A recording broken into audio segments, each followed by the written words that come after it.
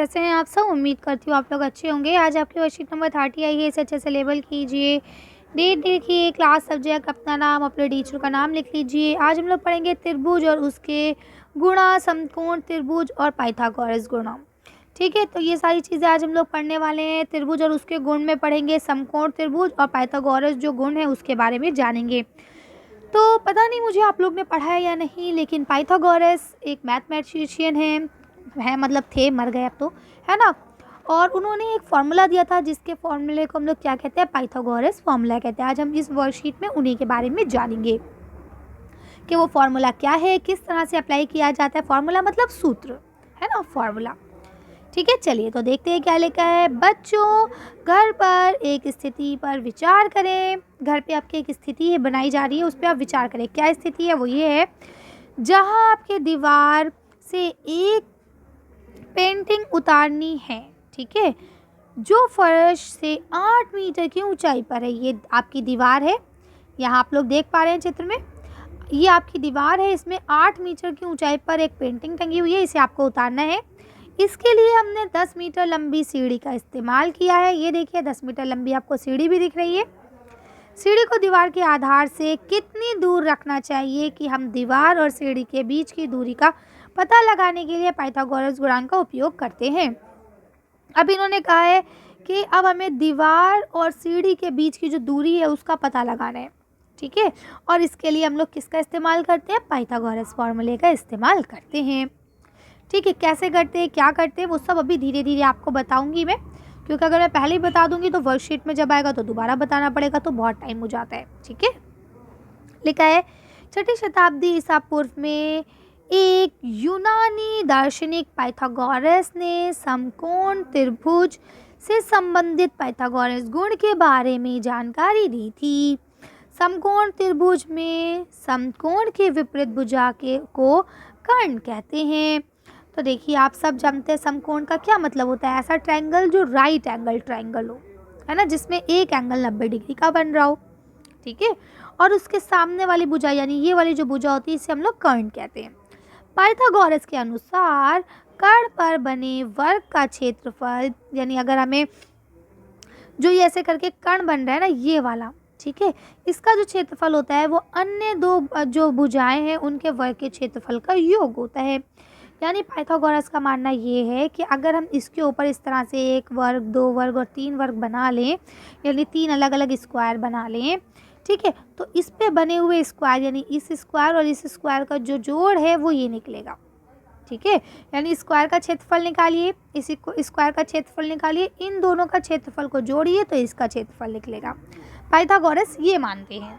ठीक है, नोट, समकोण त्रिभुज की सबसे लंबी भुजा कर्ण है। यानी कि अभी मैंने आपको बताया पाइथागोरस के अनुसार कि अगर ऐसे कोई त्रिभुज बना है तो इस त्रिभुज की जो ये वाली भुजा है ये इन दो के अकॉर्डिंग सबसे लंबी होगी, इन दोनों के बनिस्बत, इन दोनों की तुलना में ये सबसे लंबी होगी। ये पाइथागोरस मानते हैं। ठीक है, और उसी के ही अकॉर्डिंग उन्होंने ये फॉर्मूला दिया है। अब आपको पता है ना स्क्वायर का एरिया कैसे निकालते हैं, साइड इंटू साइड। वर्ग का क्षेत्रफल कैसे निकालते हैं, साइड इंटू साइड। तो बोलते हैं अगर मान लो इस वर्ग का ये वर्ग जो है ये 3-3 की है, कितने की है, 3-3 की, तो आप क्या करेंगे, साइड इंटू साइड करेंगे, तो इसका मतलब क्या हो जाएगा, 9, क्योंकि 3 इंटू 3 कितना हुआ, 9। ऐसे इन्होंने बोला ये 4 की है तो 4 इंटू 4 कितना हुआ, 16, 4 चौक 16। ठीक है, अब 9 और 16 को आप प्लस कीजिए, कितना होता है, 25, और इसकी भुजा इन्होंने बोला 5 है तो 5 पंजे 25, तो 9 और 16 का जोड़ कितना हुआ, 25। तो देखिए इसका जोड़ 25 निकला, नहीं निकला, आई बात समझ में। तो देखिए यहाँ देखिए इन्होंने कहा, आइए इसे एक उदाहरण की मदद से समझते हैं। इसी बात को यहाँ पे दोबारा से समझाने की कोशिश कर रहे हैं, चलिए तो हम दोबारा से समझ लेंगे। यहाँ लिखा है एक त्रिभुज की भुजा 3 सेंटीमीटर, 4 सेंटीमीटर और 5 सेंटीमीटर लंबी है, तो ज्ञात कीजिए कि वह त्रिभुज का समकोण है, त्रिभुज होगा या नहीं। ठीक है, उसका क्या होगा। तो देखिए अब हमें क्या नापना होता है, हमें नापना होता है कि जो सबसे बड़ी भुजा है, ठीक है, वो बाकी दो भुजाओं का जोड़ होना चाहिए, उसका स्क्वायर। ठीक, अब देखिए इसमें इन्होंने पता करा सबसे बड़ी भुजा जो है वो 5 है, तो यानी कर्ण जो हुआ वो 5 हुआ। 5 का वर्ग क्या हुआ, 5 इंटू 5।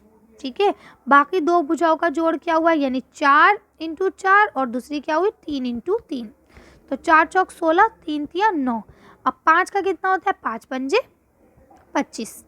ठीक है, अब ज़रा इन दोनों का योग कीजिए। अगर इनका योग 25 आता है तो ये त्रिभुज है और समकोण भी है, और अगर इसका 25 नहीं आता है तो नहीं होगा। तो देखिए यहाँ लिखा है, इसका जोड़कर आप 25 आ गया तो बोलते हैं कर्ण का वर्ग, यानी कि अन्य दो भुजाओं का जो वर्ग है वो 1 होना चाहिए, तो 25 है, अतः ये समकोण त्रिभुज होगा। क्यों?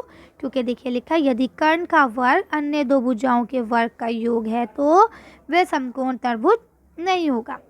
ठीक है, तो देखिए बेटा यहाँ पे थोड़ा सा मिसप्रिंट हुआ है। यहाँ पे देखिए अगर इस जगह पे योग नहीं है तो त्रिभुज नहीं होगा। तो यहाँ पे अगर आप इसे करेंगे तो या तो यहाँ नहीं काट दीजिए या यहाँ नहीं लगा दीजिए। ठीक है, थोड़ा सा मिसप्रिंट है, आप इसे सही कर लेंगे। यहाँ तक क्लियर हो गया?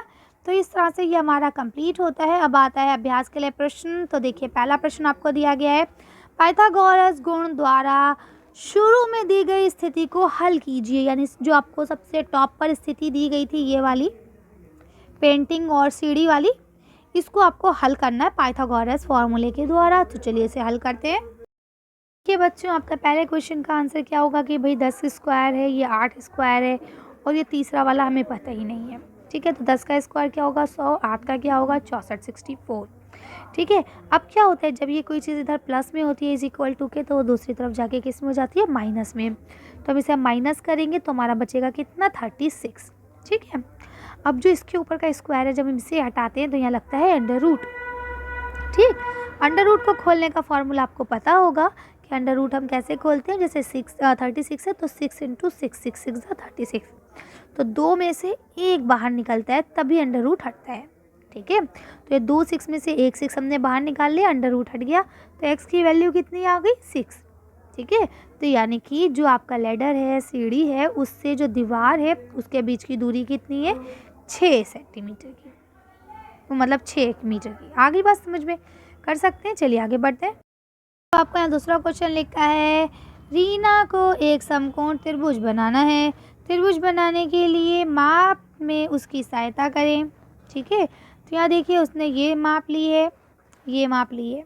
ठीक है, तो अब बताइए कि इसमें से पता करें। तो आपको बताना है कि इसमें से कौन सी माप सही है, ये वाली माप सही है या ये वाली, क्योंकि अभी हमने जाना है ना कि किस तरह से हमें पता चलता है कि कौन सी माप सही है कौन सी गलत। तो चलिए इसका आंसर देखते हैं। तो देखिए बेटा, आपको ये बात पता है कि ये 3 साइड्स आपको दी गई। ठीक, आपको मालूम है जो सबसे बड़ी वाली साइड हो गई ये आपकी हो गई कर्ण या फिर आपकी हाइपोटेनस, यानी कि 9 आपकी हाइपोटेनस बनी। तो आपको पता है अगर हम हाइपोटेनस हटा दें तो इन दो का स्क्वायर और जोड़ मिला के क्या होना चाहिए, दोनों को बराबर होना चाहिए, है ना। तो 9 9 से 81 होता है, 8 8 से 64 और 6 6 से 36। तो इनको प्लस करके तो 100 हो रहा है ये, जबकि 81 है, तो ये बराबर नहीं है ना। तो इसका मतलब ये राइट एंगल ट्रायंगल नहीं हो सकता। ठीक है, ये समकोण नहीं हो सकता। दूसरा देखते हैं। दूसरे में आप देखें तो ये वाला है। तो देखिए इसमें सबसे बड़ी साइड ये हुई, तो यानी ये आपका हाइपोटेनस कर्ण ये हुआ। अब फिर इन दोनों का जोड़ जो है वो इसके बराबर होना चाहिए। तो देखिए 10 का क्या होता है, 10 × 10 100, 8 8 से 64, 6 6 से 36। तो देखिए इनको प्लस करेंगे 100 और यहाँ 100 है ही। तो यानी कि इससे राइट एंगल ट्रायंगल बन जाएगा, उसको इससे ही राइट एंगल ट्रायंगल ड्रॉ करना है, कर लेंगे। यहाँ पे आपको थर्ड क्वेश्चन दिया गया है, त्रिभुज है ABC। ठीक है, इसमें एंगल C पे समकोण है, यानी कि 90 डिग्री का एंगल है। तो ये बताइए, और उसमें AC जो है वो 5 है और AB जो है ये आपका 13 है। तो अब आपको ये वाली निकालनी है, BC आपको फाइंड आउट करनी है कि इसकी लंबाई क्या होगी। तो चलिए इसका आंसर देखते हैं। अब यहाँ पे आपको देखिए इसको आप ऐसे बनाएंगे कि ये कितना है 5 सेंटीमीटर, ये 13 सेंटीमीटर, आपको BC फाइंड आउट करना है। ठीक है, तब आपको पता है AB कितना है आपका 13 सेंटीमीटर है, ये AB। ठीक है, आपका AC जो है ये भी आपको पता है कि 5 है, लेकिन आपको BC नहीं मालूम। ठीक है, तो क्या होता है आपका बाकी, अब जब इधर देखिए ये इधर प्लस में है, ये 13 हो गया, 13 का हो गया 169, ये 5 है, 5 5 25, ये BC स्क्वायर अपना BC स्क्वायर ही रहेगा। देखिए ये इज इक्वल टू के इधर प्लस में, जब ये इज इक्वल टू के इधर आएगा तो किस में हो जाएगा, माइनस में। तो यहाँ क्या बचा आपका, इसमें माइनस करेंगे तो बचेगा 144। पहले की तरह हमें स्क्वायर हटाना होगा, इसलिए यहाँ अंडर रूट लग जाएगा। अंडर रूट खोलने का तरीका आपको पता है कि अंडर रूट में से 2 एक जैसे बाहर निकलने चाहिए। तो 12 का स्क्वायर होता है आपका 144, तो इन दो 12 में से एक 12 बाहर निकलेगा और अंडर रूट हट जाएगा, तो BC जो निकला वो कितना निकला, 12 निकला। ठीक है, कर लेंगे। यहाँ आपको लास्ट क्वेश्चन दिया गया है, चित्र में पतंग उड़ाने वाले धागे की लंबाई ज्ञात कीजिए। यानी ये देखिए, आप देख पा रहे होंगे ये एक बच्ची खड़ी है जो पतंग उड़ा रही है। ठीक है, जहाँ उसकी पतंग उड़ रही है उससे ज़मीन की डिस्टेंस हमें पता है, यहाँ से इतनी दूरी है। तो अब ये बताइए उसको धागा कितना चाहिए। ठीक है, तो ये देखिए लिखा हुआ है कि जबकि ज़मीन से पतंग की ऊंचाई 40 मीटर है और पतंग से बच्ची की जो दूरी है वो 30 मीटर है। ठीक है, तो अब आपको बताना है कि धागा कितना लंबा चाहिए। चलिए इसका आंसर देख के वीडियो फिनिश करते हैं। अब देखिए यहाँ पे आपका लास्ट है पतंग वाला। ठीक है, तो देखिए आपको पतंग का हाइपोटेन्यूज कर्ण ही ज्ञात करना है, बाकी दो साइड्स आपको दी गई हैं। पतंग की दूरी भी, पतंग की ऊंचाई भी दी गई है और पतंग की से दूरी भी दी गई है। अब आपको धागा निकालना है। ठीक है, ये 40 है, ये 30 है, तो 40 का कितना हो जाएगा 1600, 30 का कितना हो जाएगा 900। ठीक है, इन दोनों को अगर हम देखेंगे तो आंसर क्या आएगा 50। सेम पैटर्न है ये, यहाँ से स्क्वायर हटा, अंडर रूट लग गया, अंडर रूट को खोला, आंसर आया 50। ठीक है, कर लेंगे। चलिए तो आज की वर्कशीट को हम यहीं खत्म करते हैं। आज की वीडियो में बस इतना ही। अगर आपको हमारी वीडियो पसंद आई हो तो प्लीज़ इसे लाइक और शेयर करें। अगर अभी तक आपने हमारे चैनल को सब्सक्राइब नहीं किया, प्लीज़ हमारे चैनल को सब्सक्राइब करें। Thank you for watching.